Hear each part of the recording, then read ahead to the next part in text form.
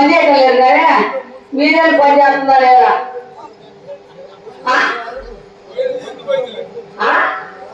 అబ్బాయి పాయ అబ్బాయి ఇప్పుడే మధ్య కట్టి పెట్టుకున్నాడు సామానంతా.